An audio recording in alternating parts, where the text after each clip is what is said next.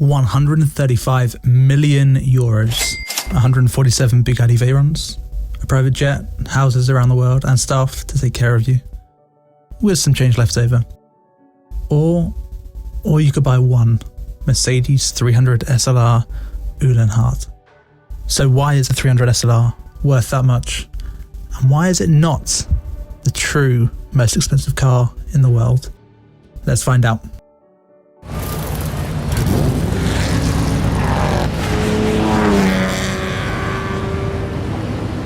So what makes a car great? Great aesthetics? That's important, but it needs to be backed up by more than looks. It needs to deliver on the inside as well as it does on the outside. A great brand? Without doubt. Rarity? Sure, but a rare car doesn't always equal a high price tag. Famous owner, racing pedigree? Most certainly, but only against real opposition. And if you're really at the top end, the fact that money alone can't buy you it. You need to be in the right place at the right time. And the right place? The Mercedes-Benz Museum in Stuttgart. And the right time? The evening of 5th of May, 2022.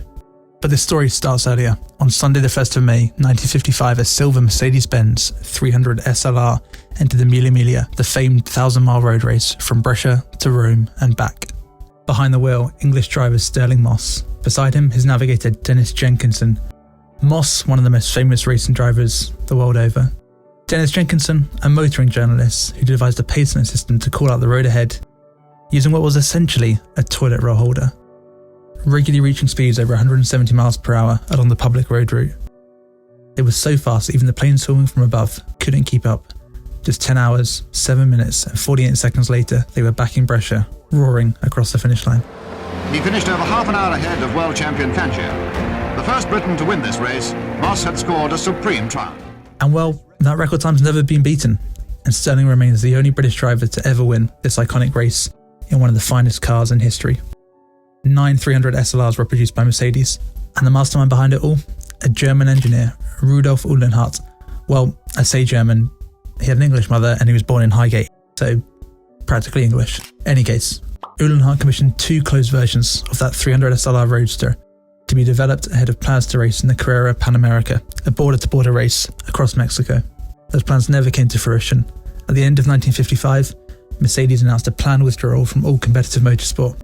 But one of those 2 cars became Uhlenhaut's personal transport. Legend goes he was late for a meeting in Munich, and there was a little problem that he was in Stuttgart, a 2.5-hour car journey today, 200 kilometers away from where he needed to be in Munich. He climbed into the SLR, and that 2.5-hour journey, he did it in 1 hour. Almost everyone in the car world assumed that the 2 coupes were sacrosanct to Mercedes and would never find their way onto the open market. So how did it happen? Well, it was all down to this man, Simon Kidston, the famous Swiss car broker. He is the man that got the car that would never be sold out of the grasp of Mercedes.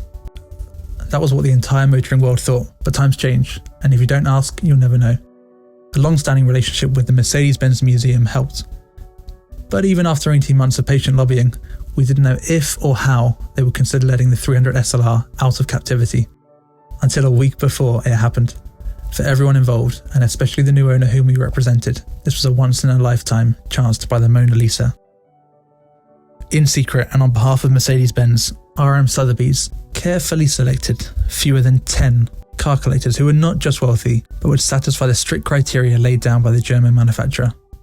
They wanted to ensure that any custodian would lavish it with the same care and attention, as well as continue to share the car at events and not sell it on to a third party. 100 million euros. First man to bid 100 million euros for a car. Thank you. Michelle, back in the room here, 110 million euros. And it could be yours. The hammer is up. 135 million euros. Here it comes, and selling. It's yours. Sold to you, sir. Thank you very much indeed. Congratulations. Thank you very much. So, who bought the car? Good question. And the answer, well, it's a funny one. Simon Kidston. Yep, the very man who lobbied Mercedes 18 months ago to sell the vehicle ended up buying that same car on behalf of an undisclosed bidder for 135 million euros. But why would Mercedes sell Another good question. Fundamentally, it all boils down to brand prestige. The previous world record for the most expensive car publicly sold was a Ferrari 250 GTO for $48 million back in 2018. In fact, the top 3 spots for the most expensive cars ever sold are all held by the Italian manufacturer. And simply, the top brass at Daimler, well, they wanted that top spot back. Daimler don't need the money. Last year they had free cash flow of 8.6 billion euros, and well, Daimler didn't take any of the money, not a penny. All proceeds from the sale went to the Mercedes-Benz fund. And that newly created Mercedes-Benz fund is here to give young people from all over the world who have the talent but not necessarily the resources to get the education they should have. And then they get mentored by people across Mercedes-Benz and across the Daimler Group. Nice touch. So there we have it. The most expensive car in the world is a Mercedes 300 SLR Uhlenhaut. Or maybe it isn't. At the top of this we mentioned what makes a car great. Great aesthetics, an exotic mechanical spec, great brand, rarity, famous owner, racing pedigree. And while the Uhlenhaut delivers well on many of those, one car delivers even more so, and that's the 300 SLR Roadster. More specifically, 722, that very car we mentioned earlier that took Sterling Moss and Dennis Jenkinson around the most iconic race win in history. So what's it worth? No one knows for sure. Over 200 million euros? I'd say with ease.